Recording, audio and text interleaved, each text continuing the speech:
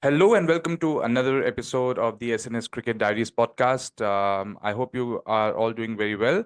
We have been having this show since almost the last 7 to 8 months, and we've been lucky enough to have some wonderful guests over the course of time. And today is no different. It's my honor to have with me cricket writer at Court Sports and News Corp Australia, Daniel Cherny. Hello, Daniel. I hope I'm Hello. pronouncing the surname well. You asked it. I'm sorry if my cat has just makes the occasional cameo Uh, in this video, but no, you did, and nice to be with you. Great. Thank you so much, Daniel, for being here. And let me give a quick round of introduction of Daniel to my viewers. As a sports writer at Code, Daniel has covered various aspects of cricket, such as news, analysis, commentary, and interviews. He has been contributing to Code for over 2 years and has won the prestigious Clinton Gribas Rising Star Award and the Cricket Victoria Award for his work. He has also been a contributing writer for various publications for over 5 years, writing about topics such as politics, culture, and human rights. Additionally, he volunteers at the Asylum Seeker Resource Center, where he assists in the donor support system. He has a Bachelor of Commerce and Bachelor of Laws from Monash University and speaks Hebrew fluently. He's passionate about writing, journalism, and media relations and aims to provide engaging, informative, and insightful content to his readers. He has strong skills in research, communication, storytelling, and editing, and enjoys working with a diverse and collaborative team of writers, editors, and media professionals. I think with such an impressive CV of Daniel for SNS Cricket Diaries, it's an absolute honor and a privilege to have Daniel with us. So, Daniel, once again at the top of the show, I would like to thank you for coming here. Our pleasure. That's very, very kind and very nice words. No, nice to be with you. Great. So, Daniel, my first question to you is about, I mean, it's been now some time. We've had the Australian summer that has gone by, the 2023-24 summer, which witnessed a lot of key events, not least David Warner's retirement and a new rising star in international cricket, which I hope personally would be one who lasts the distance for a long time. That is Shamar Joseph of the West Indies. So, I would like you to share your impressions about the summer gone by for Australia, which is actually Australia is experiencing a wonderful time in the last, I think, 1.5 years. So, how would you rate the summer that has gone by? Yeah, it's an interesting question. I think that in the lead up set up to the summer, there'd probably been a sense that on paper it looked like a somewhat underwhelming Test summer, at least from a men's perspective, from a men's cricket perspective, particularly given there'd been so much hype in the lead up with the Border Gavaskar Trophy Series last year in India, and then the Ashes Series, the World Test Championship Final, and then of course the World Cup. So the Australian men's side had achieved so much and had been part of so many big series in the I suppose 12 to 18 months in the lead up to that. They had the T20 World Cup in late 2022 on home soil as well.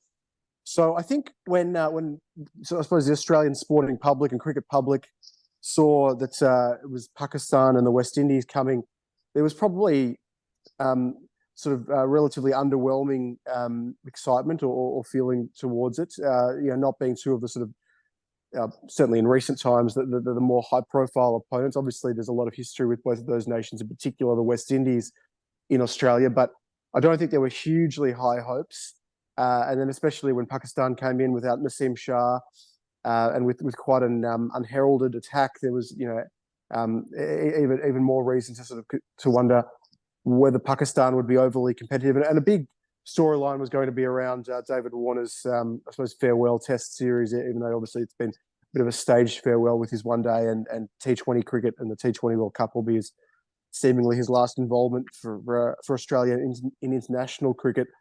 But look, I think overall, it was an interesting summer, probably better than people expected. Surprisingly, Australia certainly didn't have it all their own way. I mean, they ended up winning 4 of the 5 tests, and then a couple as well in New Zealand at the tail end of the summer. Plus did pretty well in the white ball series, which will I suppose really just pretty low profile and addendums to the test summer in reality, but. But I think there, overall, when you had 6 of 7 Test wins for Australia, it was a successful summer. But Pakistan really, they took it up to Australia. Amir Jamal was excellent, unexpectedly. To someone come in like that. They had a crack, and they didn't quite get it done. They're probably closest in Melbourne, where they dropped some catches and really could have made Australia pay, but couldn't quite do that. They were in the match in Sydney. They took a first innings lead in Sydney as well. Probably only really in Perth where they comprehensively outplayed, but it was just moments and patches there where they let themselves down. Josh Hazlewood had an excellent series, or summer particularly, in January once the new year started. And then the West Indies, well, they were remarkable. I mean, I think everyone, particularly when we looked at the squad, and no one really knew any of these names on paper. People knew Craig Brathwaite perhaps, and the West Indies had been out here the previous summer as well, and Pejnaran Chandapal.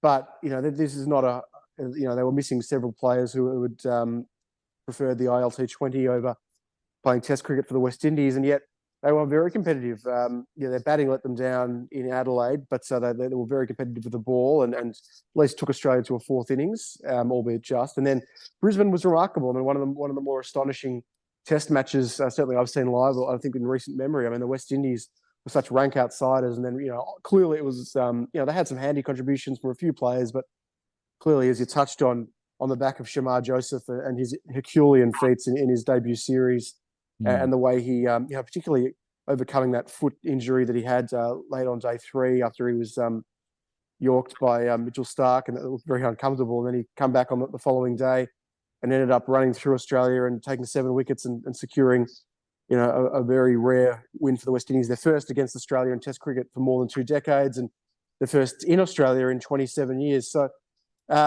look, as I said, it was not, in Australia in particular, perhaps a bit unlike India. It's not that people don't get engrossed during the home summer, but it really does. The big series, the Ashes and the Border Gavaskar, really are the ones that completely dominate. And as I said, particularly given there've been so much big cricket for this Australian side in the period leading up to, it would have been understandable if things had sort of just taken a bit of a backward seat over the summer. But it wasn't the case. There were plenty of highlights, and I think particularly the Shamar Joseph performance in that day, that final day at the Gabba, will linger long in the memory as one of the great single-handed Test performances of modern times. It was a privilege to be there. Wow, yeah, absolutely. I mean, we all, I think, as a cricket fraternity, were quite happy for the West Indies, and none so more than Adam Gilchrist, who actually was probably, if I'm right, was criticized for celebrating it way too much with Brian Lara. So yeah, I mean, that was interesting. But sticking to the summer of that has gone by, Daniel, we also. I mean, I'd like you to talk a little bit about Pakistan. They have such an atrocious record against Australia in Australia since the last, I think, more than 20 years now, and they haven't been able to manage to even draw a Test match, let alone win.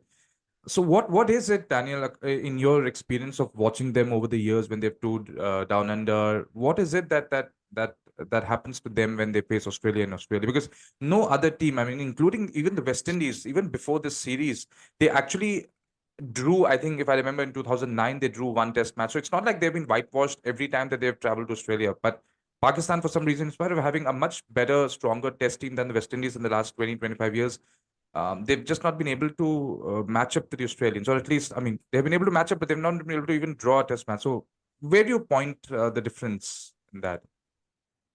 It's a good question. It is a remarkable statistic, and it's been such a long time.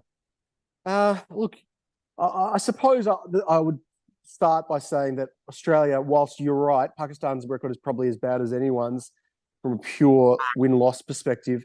Australia have ultimately been they've been dominant against most outfits over that period. Clearly, India have done very well the last couple of times they've been out there, particularly in 2021.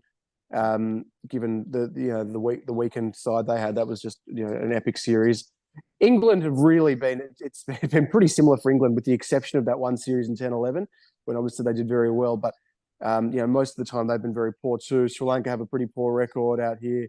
Well, Bangladesh never toured, but when they did tour, they didn't do very well. New Zealand have barely had much success either. So it's really only been South Africa who have consistently done well in Australia, with the exception, as I said, in recent times, of India.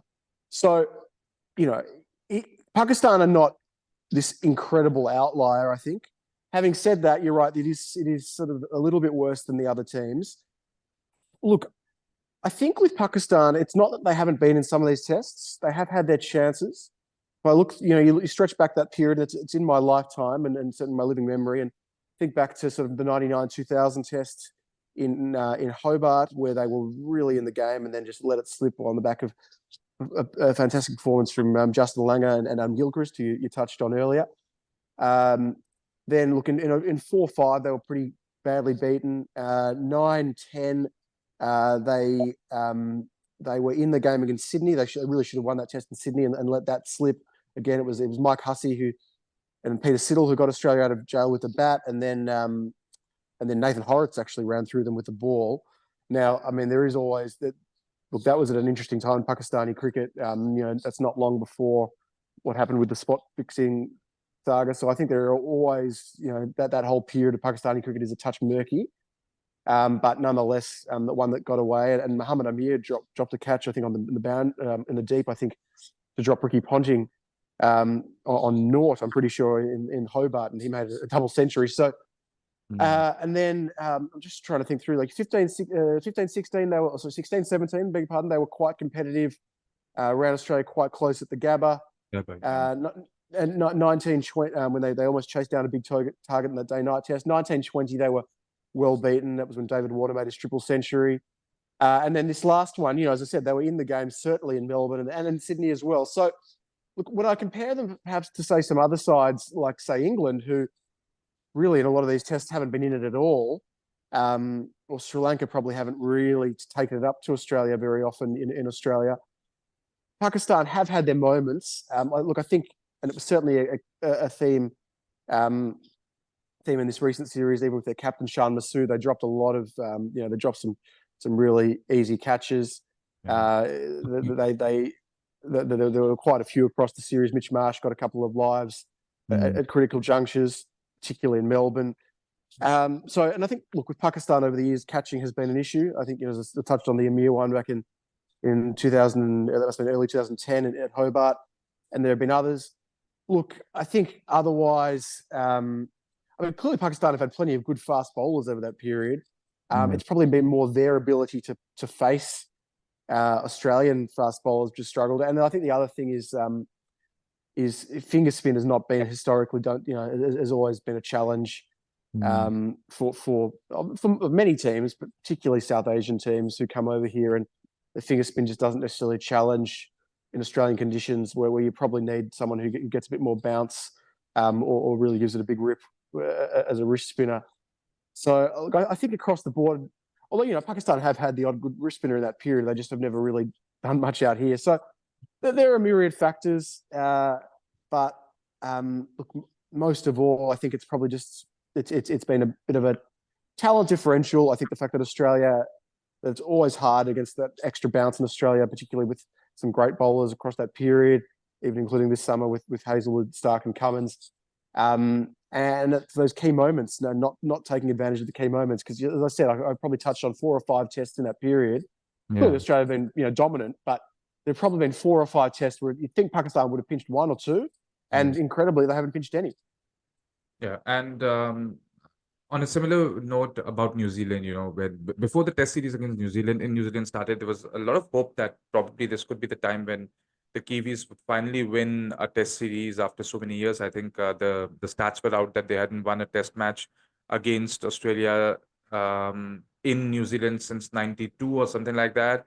And the last Test win against Australia came, I think, in David Warner's second Test match back in 2011. So what is it with Kiwis that, and if you look at even the white ball formats over the years, Kiwis have been able to reach the finals of various ICC tournaments, but they've lost to Australia a couple of times. What is it that the Kiwis find it so difficult against the Australians in spite of having such a good team? Look, it is a good question.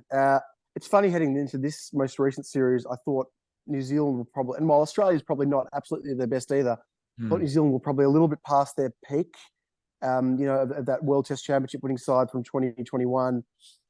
Obviously, Neil Wagner retired on the eve of the series. Trent Bolt no longer playing Test cricket. Ross Taylor's retired. BJ Watling's retired. So they're probably not quite at their zenith.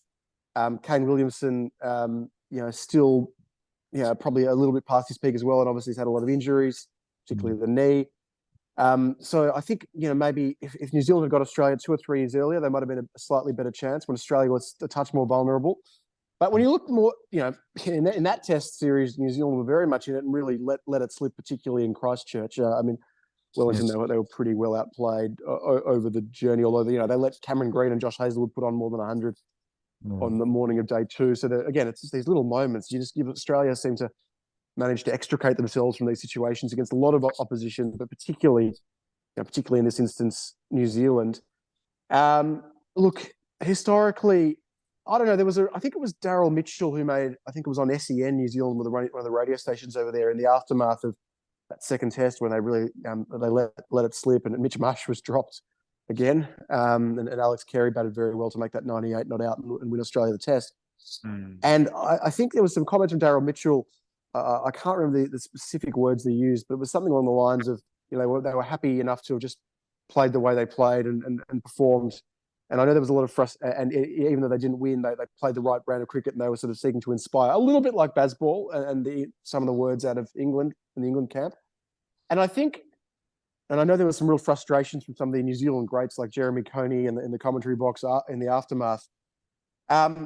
Maybe it's very hard to know, but I do suspect deep in the psyche of New Zealand, there is a sense of, when you pick that underdog, that, close Mm. enough is good enough. Whereas for Australia, there seems to be a greater loss aversion. I know this is a bit pop psychology, and how would you really know? But I think there's a little bit with Australia where that loss aversion is so great that they Mm. just find a way to get themselves out of situations, even if they're in a tough spot. Whereas New Zealand just seems to, there are different types of New Zealand losses to Australia. Sometimes they just bowl really limply, and that's tended to be the way, particularly in Australia, with the exception of that Hobart test, of course. And other times I feel like Australia just find their way out of these tight corners. And I wonder if it says more about Australia and finding a way than New Zealand and their lack of success. But it's interesting because I think New Zealand have managed to win quite a few bilateral one-dayers and one-day series or T20 series against Australia when the Yeah. stakes have not been as high. But you're right. You look at the World Cups, and you look at pretty much every World Cup. Certainly a 307. New Zealand even won that classic group Yeah. stage match in the 15 World Cup. But when push came to shove, and it was the final, they folded, and we saw Mitch Starc obviously run through Brendan McCullum in the first over, and James Yeah. Faulkner performed brilliantly, and Steve Smith and Michael Clark got them home in the end. So, look, there's a lot of factors. It's very hard to sort of pinpoint one in particular. Yes. I think broadly speaking, you would also have to say, and this is a bit like with Pakistan and the West Indies, and most of these teams, Australia generally has been a stronger side across the board than all these teams. It's just surprising, perhaps, that they haven't, you'd think they might have lost the occasional test here or there, and it just hasn't happened, certainly to Pakistan in Australia, and to New Zealand barely at all. And it's, as you said, it's one test in more than 30 years, and none of those in New Zealand. It is a remarkable stat. Yeah. Fair enough. Daniel, my next question to you is about the Big Bash League and its relevance now, because now we see that so many other leagues have come up around the same time, the ILT20, the SA20, and of course we have the Bangladesh Premier League also around the same time. And just recently I read that the Women's Big Bash League has also been now shrunk to about, I think, 40 games. Yeah.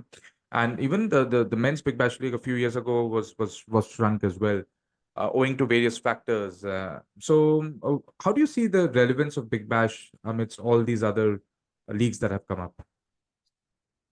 Yeah, it's interesting. I think Bangladesh. I think the Big Bash has had.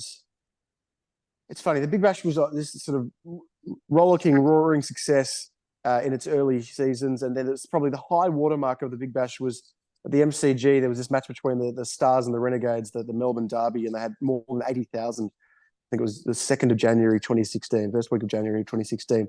And at that point, it was and that was actually in the summer when the West Indies were here, and the Test cricket was pretty dire. Australia was wiping the floor with the Windies, and it seemed like the Big Bash was just really made it.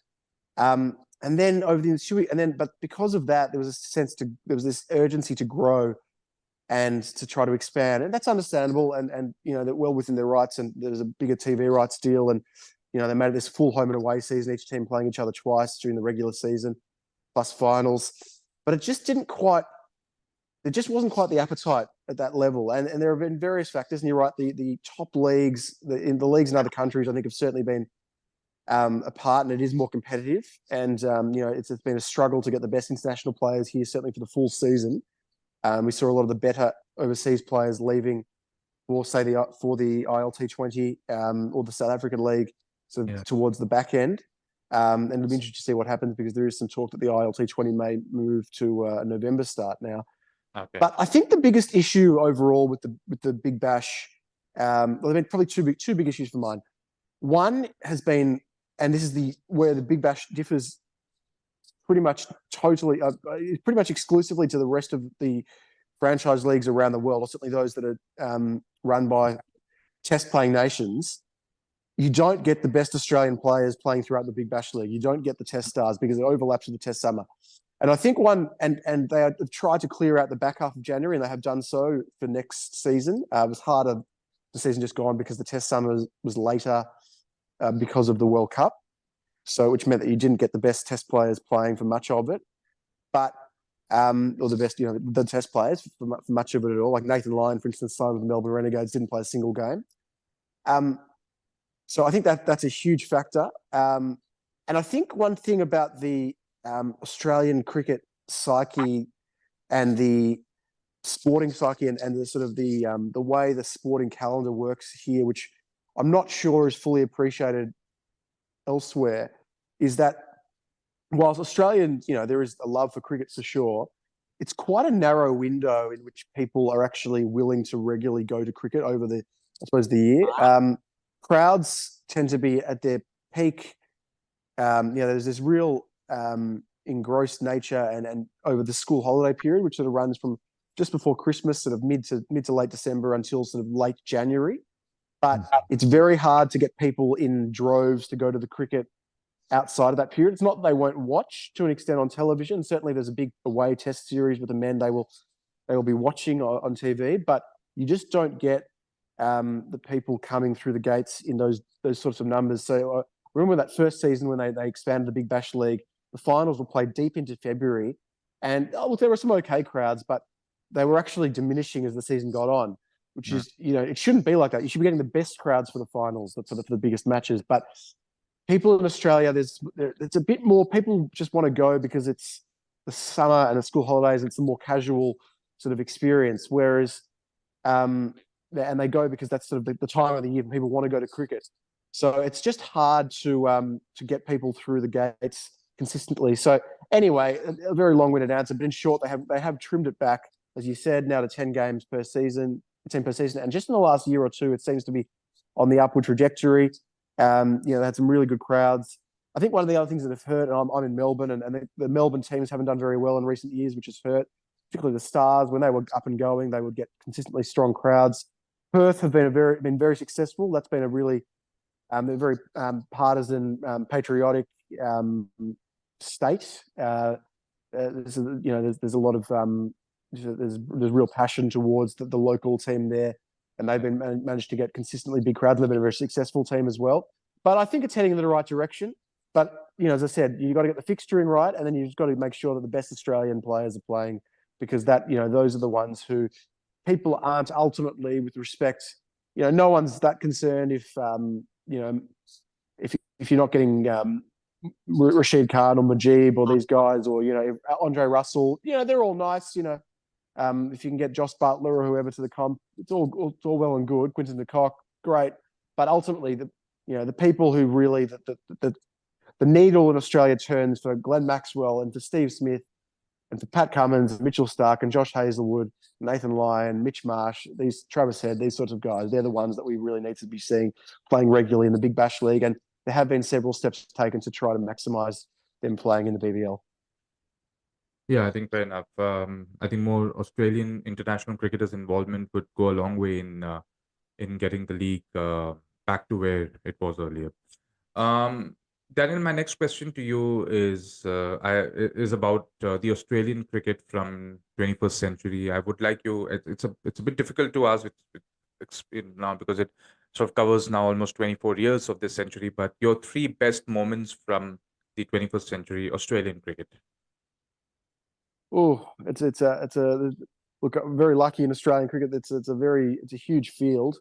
One I would really like to mention off the top that I think has to get there in the top three, and it's the kind of one where people could easily sort of forget about it, is because it doesn't have to do with the men's team, but the 86,000 people at the women's T20 final in 2020, which is a crazy point in society because it was just as the pandemic was closing in, and within a few days, I mean, it's funny, I also covered quite a bit of Australian rules football, the AFL competition here, and 2 weeks after that, 2 Sundays later on March 22, I was at the MCG to cover a game of AFL, and there was 0 fans permitted into the stadium, played behind a closed gates. So, just an exceptional night and a night to inspire, and a flagship for women's sport and sport generally, and a great Australian team able to sort of have their crowning moment. So I think and some great, fantastic individual performances. Elisa Healy and what she did that night. Beth Mooney made runs, and the bowlers just ran through them. It was a tough night for India. It was great that India were there, but that has to be one of them.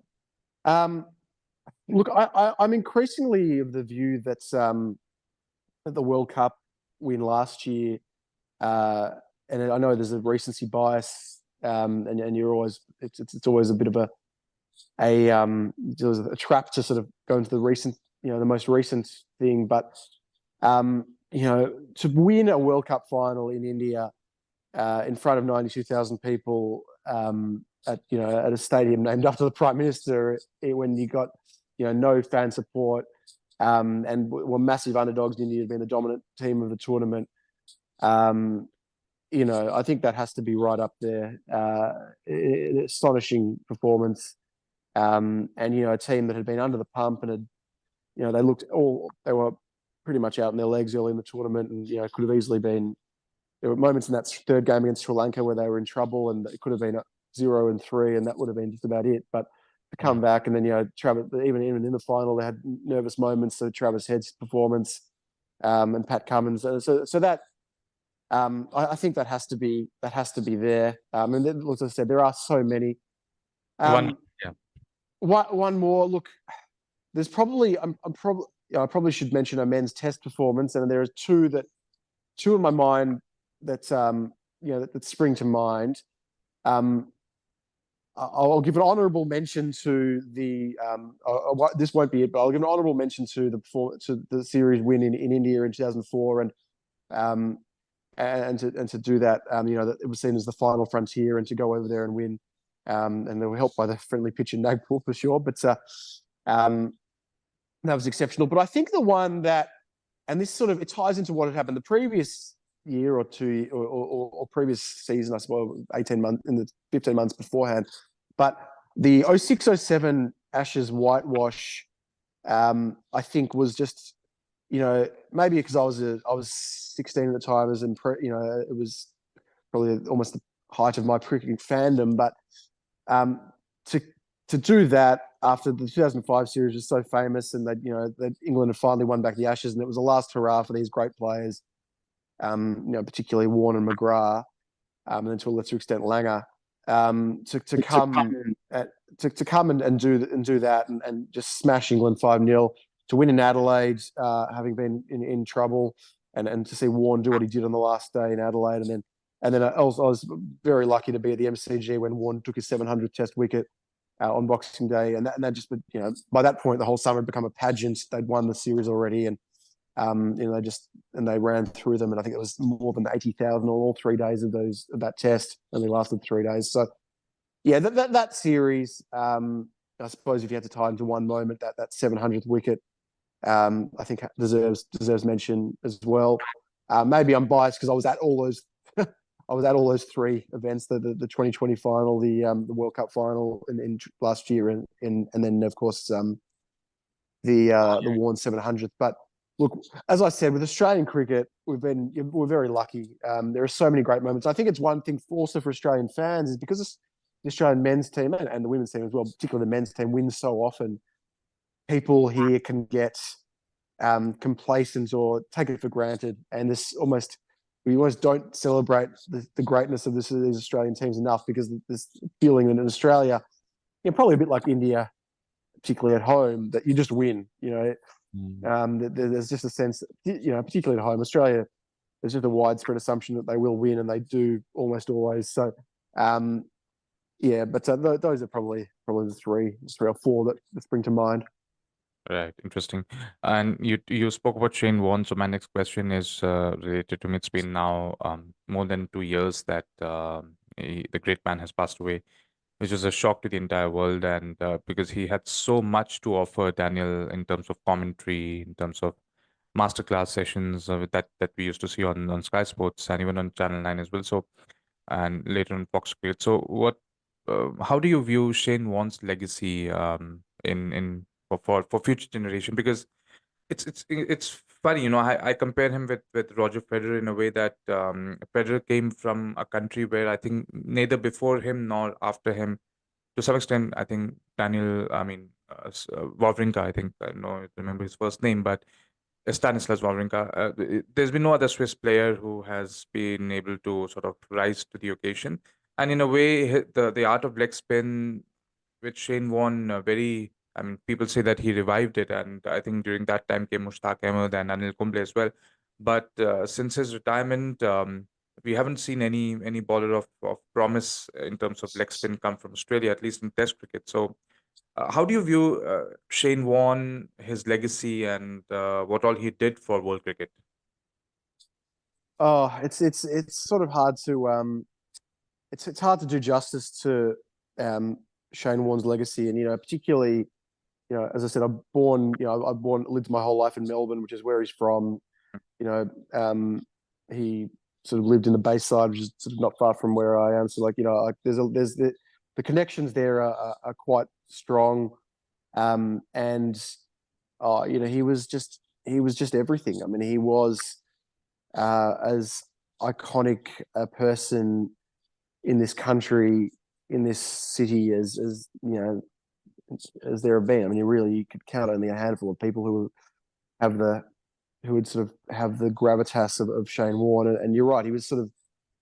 It still feels strange that he's no longer with us, because he was so sort of ubiquitous, and good, bad, or otherwise. And obviously there was all manner of sagas and scandals over the years, and the drugs saga, and obviously all the sexting stuff, and even down to the shocking nature of his death. And he was just always, whether it was good or otherwise, it was always headlines with Shane Warne, and he was always in the news, and he was always just such a magnetic force within not even just Australian cricket or cricket in general, but just Australian life. And then he had these rock star connections. He was friends with some of the biggest rock stars in the world, like Robbie Williams and Chris Martin of Coldplay. Like, he was large. It's a cliche to say larger than life, but he truly was. And it felt, in Australia, in Melbourne, and I still remember it was during that, I wasn't in Pakistan for that Test series when he passed. I was just at home in Melbourne, and I remember just checking my phone. I was up late for whatever reason. I just remember checking my phone at 1 a.m. and I just see these messages, and maybe a bit before 1 a.m. Anyway, and that you just couldn't believe it, that Shane Warne was dead. I mean, it just doesn't make sense. And I actually remember I got up and I just started writing it. And I remember filing a story at 3 a.m. just trying to sort of share all my thoughts. And it still seems crazy. Look, I think his death he was like a head of state almost. I mean, we have Australia, I think, prides itself on being quite an egalitarian population. We don't put politicians up in lights necessarily, or I know we are obviously a part of the Commonwealth, but there's not necessarily always the respect shown towards the monarchy per se. But he was like that, and it was just it just meant so much to so many people.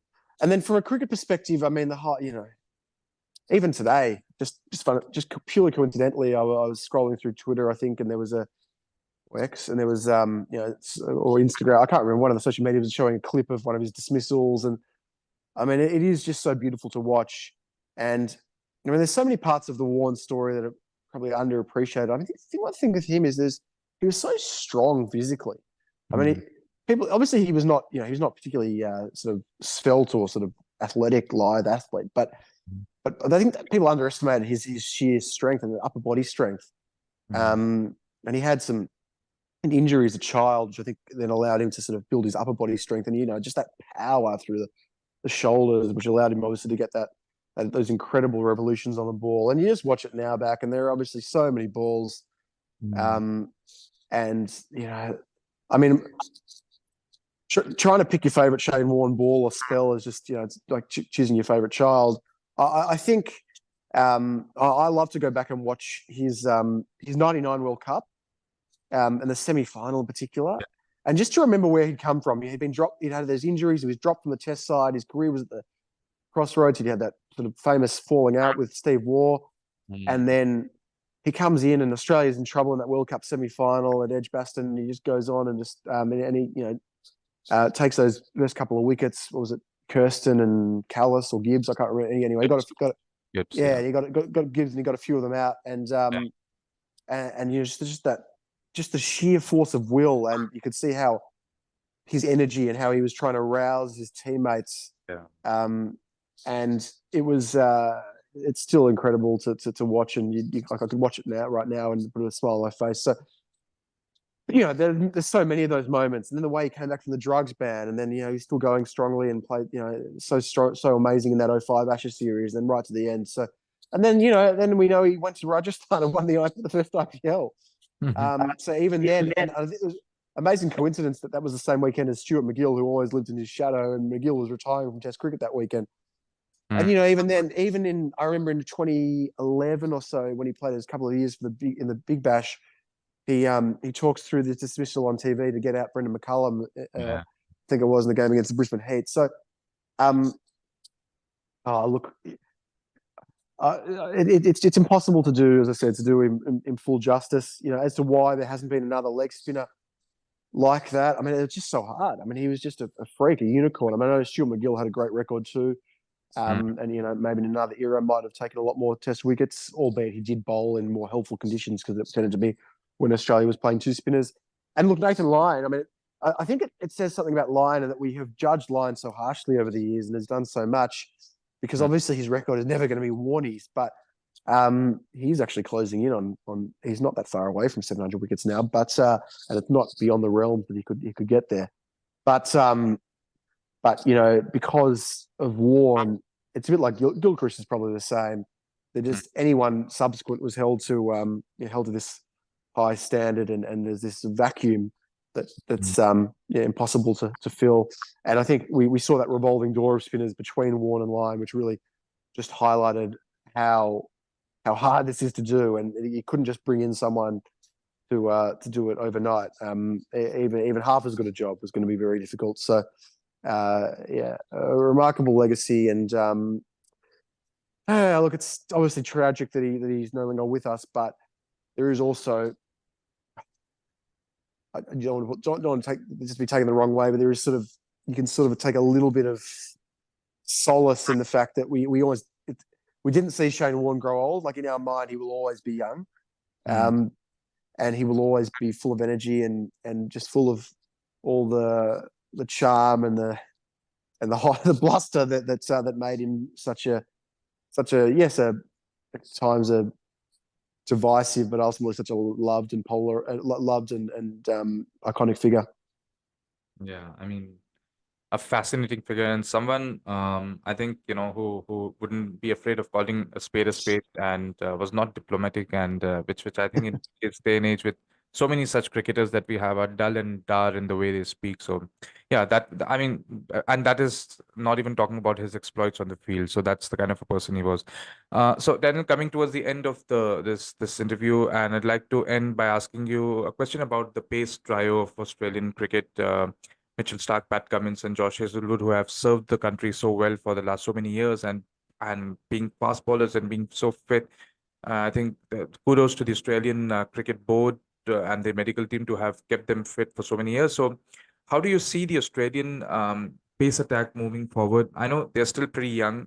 Pat Cummins, in fact, has just turned 30, I think, and Mitchell Stark and Hazelwood are also well below 35 right now. So I think another 3-4 years for them, and probably 3 more years for Pat Cummins after that as well. So I know it's too early to ask right now, but how do you see the Australian pace attack moving forward? Who are the new guys coming up who can probably challenge these players for their spots, or at least try to get in and make a name for themselves? Yeah, I mean, it's funny because we thought heading into this summer, the one that's just gone, the seven tests that they had, Pakistan, the West Indies, New Zealand. I thought it was going to be very unlikely that the three would play all seven, and then amazingly they did. Yeah, I mean Stark has managed just had the odd injury, but he's very tough and resilient, and he sort of plays injured. I think he plays injured a lot of the time.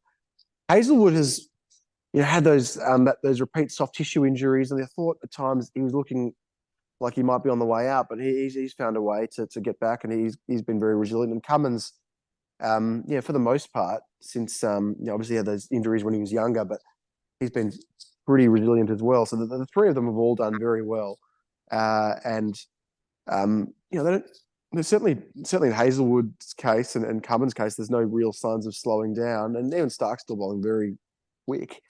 Um, and until he loses that pace, he's clearly still going to be a threat. And he's learnt new tricks. He's learnt, he's better with the wobble ball now. And so, look, I think in terms of how long they can go, it's hard to say. But I suppose if we look at Stuart Broad and Jimmy Anderson and quicks around the world, and Dal Steyn went pretty deep.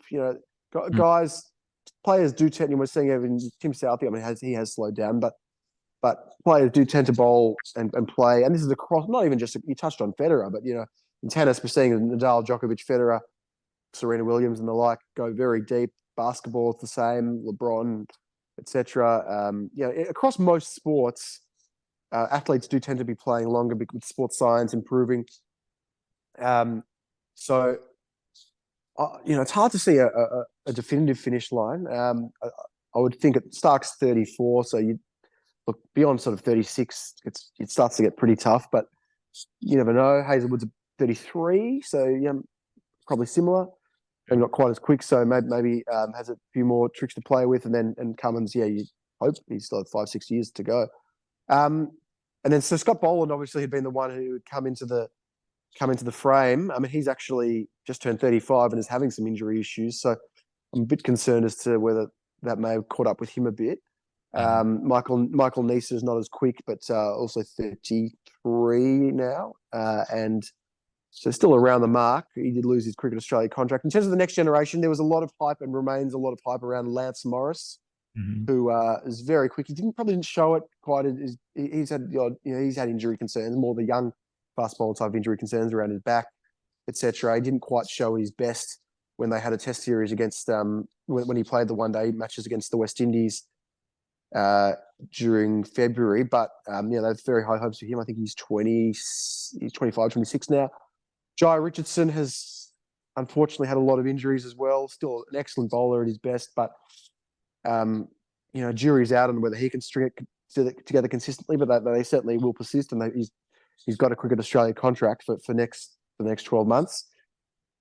Spencer Johnson, who we've obviously seen in the IPL and has had a little bit of experience with Australia, a bit older, but very quick left arm. In theory, the heir to Stark's throwing, although he probably hasn't quite done enough at first class level to think that he can do it consistently.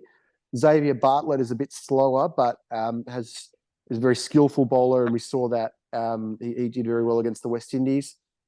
So they're probably the major contenders coming through. There are others around some of the states that have certainly shown glimpses and had very good domestic seasons. There's been a bit of a trend, interestingly, in Australia over the last couple of years where the pitches for the Sheffield Shield have been a bit on the have been sort of, well, they've had a bit in them. I don't know, they've left extra grass on them, but they have tended to favour bowlers and not necessarily meant that the express bowlers have had the most success. So a lot of guys who are bowling sort of 130 or so, even 120s have actually had a lot of success. Now, I don't know if that's a great thing for Australian cricket in the long run, given test pitches. I mean, the test pitches have had a bit more in them as well here, but so the likes of, say, Jordan Buckingham in South Australia, Fergus O'Neill in Victoria, Gabe Bell in Tasmania, players of that ilk have had a lot of success. Bartlett's another one. Now, as I said, I'm not convinced that they are necessarily international caliber bowlers in the long run, but they've got signs. And look, the good thing with Australia is does tend to there seemingly as always a fair bit of depth and young fast bowlers coming through. And we saw it even in the I think it's Callum Bidler in the World Cup against the Under-19 World Cup, did very well. So look, there's another guy, Tom Straker, who's just moved to Queensland from New South Wales. So yeah, there are players coming through. It's very hard to suggest anyone's going to be as strong as Cummins is one of the greatest fast bowlers of all time. Yeah. And Starc and Hazlewood are both certainly from an Australian perspective, all-time greats. But as we've seen, that when the likes of Boland and Nisa have been needed, they've tended to stand up. Joe Richardson as well. So, Australia has continued to deliver. One of the great shame at one level was James Pattinson, and he's still not that old, but he's now long retired and is doing other things with his life. It was he still had some high points, but never quite got the most out of his body, and was obviously starved of opportunities as well. But it's going to be interesting. They will leave a huge hole, and they will not be easily replaced. You hope Australia has the conveyor belt, and Australia has tended to be able to develop a lot of great fast bowlers, almost consistently. But there have been better and worse periods, and I think even between sort of McGrath and Cummins, you had patches of Peter Siddle and patches of Ryan Harris, and these guys who, for a bit pulled it together. Mitchell Johnson, of course. I shouldn't ignore Mitchell Johnson, but it's been rare to have three as high quality as the three we've had, and they've pretty much had a monopoly on those spots for. And the amazing thing is, it's not just in Test cricket. This is in one-day cricket as well. Sean Abbott's played a bit of one-day cricket. Nathan Ellis is a very good white ball bowler as well. But it really has been. Kane Richardson's had the odd chance here or there. It really has been scrapping around the edges for these guys. It's been very hard to get a look in for unless your name's been Starc, Cummins, or Hazlewood, because they're such good and great all format bowlers. Yeah, and come to think of it, that all the three are there in the Australian T20 World Cup squad as well, and that speaks a lot about the monopoly as well, because I think Josh Hazlewood in last few years has rediscovered himself as a T20 specialist as well, because I remember a couple of years for IPL he performed very well during the IPL. So yeah, I mean that's definitely is going to leave a big hole, but I'm pretty sure that the banking on the rich history that Australia has had with fast bowlers, they'll definitely be able to come up with some good ones once these guys leave the scene. But thank you so much, Daniel. It's time for us to leave the scene, and it's been an absolute pleasure to have you here and hear your thoughts on various issues and about the great man Shane Warne as well. And I hope to keep in touch with you. No, it's been a pleasure, Sid. Thank you for having me on. Really good fun, and all the best for the show. And we'll keep in touch. Thank you so much, and I hope my audience has enjoyed seeing this and listening to Daniel. And we hope to see you very soon in the next episode of the SNS Cricket Diaries. Till then, take care. Bye.